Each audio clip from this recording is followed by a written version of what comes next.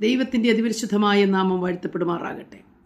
108 സങ്കീർത്തനം 10 വാക്യത്തിൽ, ഉറപ്പുള്ള നഗരത്തിലേക്ക് എന്നെ ആർ കൊണ്ടുപോകും, ഏദോമിലേക്ക് എന്നെ ആർ വഴി നടത്തും. ഉറപ്പുള്ള നഗരത്തിനായി നാം കാത്തിരിക്കുന്നുണ്ടോ? പ്രിയപ്പെട്ടവരെ, നാം പലപ്പോഴും വിചാരിക്കുന്നു നാം പാർക്കുന്ന ഈ ഭൂമി വളരെ ഉറപ്പുള്ളതാണ്. എന്നാൽ യെശയ്യാ പ്രവാചകൻ അതിനെക്കുറിച്ച് പറയുന്നത്, ഭൂമി കിറുകിറ കീറുന്നു, കിടുകിട കിടുങ്ങുന്നു, മത്തനെ പോലെ ചാഞ്ചാടുന്നു.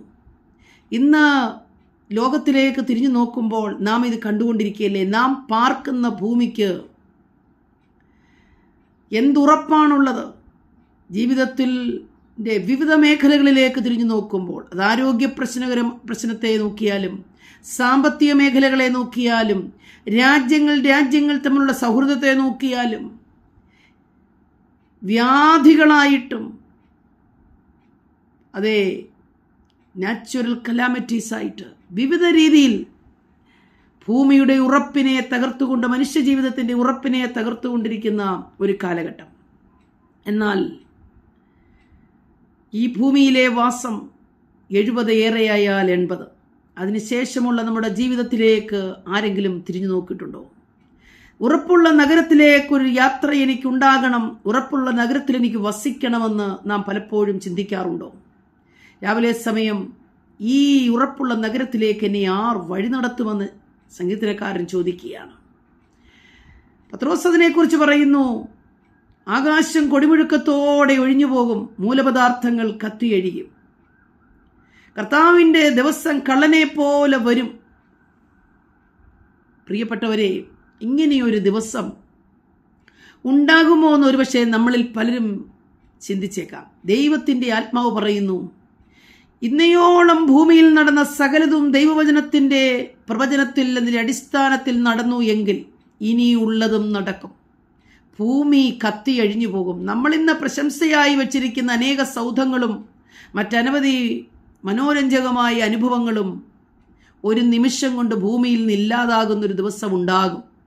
അതിനു മുമ്പേ ദൈവം ആഗ്രഹിക്കുന്നത്, യേശുവിൽ വിശ്വസിക്കുന്ന ഭക്തന്മാരെ ക്രിസ്തുവിനോടടുപ്പിച്ച് ഒരു നാളും തകർന്നു പോകാത്ത ഉറപ്പുള്ള ഒരു നഗരമായ യേശുവിനോട് കൂടെയുള്ള സ്വർഗീയ വാസത്തിനു വേണ്ടി പുതിയൊരാകാശവും പുതിയൊരു ഭൂമിയും ഉണ്ടാക്കുന്ന ഒരു അനുഭവം ഭിന്നത്തിലുണ്ടാകുമ്പോൾ അവിടെ വസിക്കുവാൻ ഒരു കൂട്ടം ജനത്തെ ഒരുക്കിക്കൊണ്ടിരിക്കുന്ന ഈ കാലഘട്ടത്തിൽ, സ്നേഹിത, നിങ്ങൾ ഇന്നുവരെയും ചിന്തിച്ചിട്ടുണ്ടോ? ഈ ഭൂമി, ഇപ്പോൾ കാണുന്ന ഈ ഭൂമി കത്തിയഴിയും. ഇതിലുള്ള സകല മൂലപദാർത്ഥങ്ങളും കത്തിയഴിയും.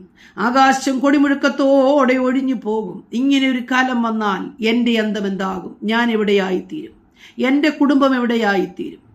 രാവിലെ സമയം ദൈവം നമ്മെ ഓർപ്പിക്കുന്നതിൻ്റെ വചനത്തിൽ കൂടെ ഓർപ്പിക്കുവാൻ ആഗ്രഹിക്കുന്നത്, ഉറപ്പുള്ള നഗരത്തിലേക്കുള്ള യാത്രയെ സുരക്ഷിതമാക്കുക.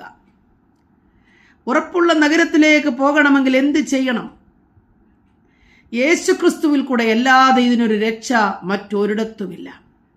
ക്രിസ്തുവേശുവിൽ വിശ്വസിക്കുകയും ക്രിസ്തുവിനെ കർത്താവിൻ്റെ രക്ഷിതാവുമായി സ്വീകരിക്കുകയും കാൽവരി ക്രൂശിൽ അവൻ്റെ മരണത്തോട് അനുരൂപമാകുന്ന, ക്രിസ്തുവിൽ മരിക്കുന്ന, അതെ, ക്രിസ്തുവിനോട് ചേരുന്ന, ക്രിസ്തുവിൻ്റെ സ്വഭാവത്തോട് ഐക്യമത്യപ്പെടുന്ന, അനുരൂപമാകുന്ന ഒരനുഭവത്തിലേക്ക് കടന്നു വന്ന് കർത്താവിൻ്റെ കൽപ്പനകളെ പ്രമാണിച്ച് ദൈവവചനം പറയുന്നത് പോലെ വിശുദ്ധ ജീവിതം നയിച്ചാൽ എനിക്കും നിങ്ങൾക്കും ആ ഉറപ്പുള്ള പട്ടണത്തിൽ എത്തിച്ചേരുവാൻ കഴിയും.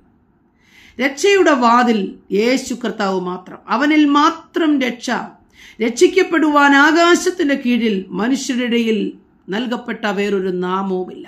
യേശു മാത്രം രക്ഷിതാവ്, യേശു മാത്രം കർത്താവ്. ഇന്ന് രാവിലെ എന്നെ കേൾക്കുന്ന പ്രിയപ്പെട്ടവരെ, ക്രിസ്തുവേശുവിൽ കൂടെ ഉറപ്പുള്ള നഗരത്തിലേക്കുള്ള നിങ്ങളുടെ യാത്ര സുരക്ഷിതമാക്കിയിട്ടില്ല എങ്കിൽ ഈ വചനത്തിന് മുമ്പാകെ ഉറപ്പുള്ള നഗരത്തിലേക്ക് പോകുവാൻ തീരുമാനിക്കുക. അതിനാവശ്യമായ ഘടകങ്ങൾ ദൈവവചനത്തിൽ നിന്ന് ഏറ്റെടുക്കുക. ക്രിസ്തുവാകുന്ന വഴിയും സത്യവും ജീവനുമാകുന്ന ക്രിസ്തുവിൽ കൂടെ, ആ പാതയിൽ കൂടെ സഞ്ചരിച്ച് ഉറപ്പുള്ള നഗരത്തിലെത്തുവാൻ പരിശ്രമിക്കുക. ഇല്ല എങ്കിൽ നരകതുല്യമായ ജീവിതം ഭൂമിയിലും അതിനുശേഷമായി ഒരിക്കൽ പോലും രക്ഷപ്പെടാൻ കഴിയാത്ത ഒരനുഭവത്തിലേക്ക് കടന്നു പോകേണ്ടതായി വരും. പിന്നെ നമ്മെ രക്ഷിക്കുവാൻ ആരും ഉണ്ടാകുകയില്ല. ഇങ്ങനെയൊരു സുവിശേഷം പിന്നെ കേൾക്കുവാൻ കഴിയുകയുമില്ല. ആകയാൽ സുവിശേഷത്തിൽ വിശ്വസിക്കുക, എന്നാൽ നീയും നിന്റെ കുടുംബവും രക്ഷ പ്രാപിക്കും. ഉറപ്പുള്ള നഗരത്തിൽ നിത്യതയിൽ വാസം ചെയ്യുവാൻ ദൈവം നമ്മെ സഹായിക്കും. ഇവ ഞങ്ങളെ ഏറ്റെടുത്ത് മുന്നേറാം. ദൈവം നമ്മെ സഹായിക്കട്ടെ. ആമേൻ.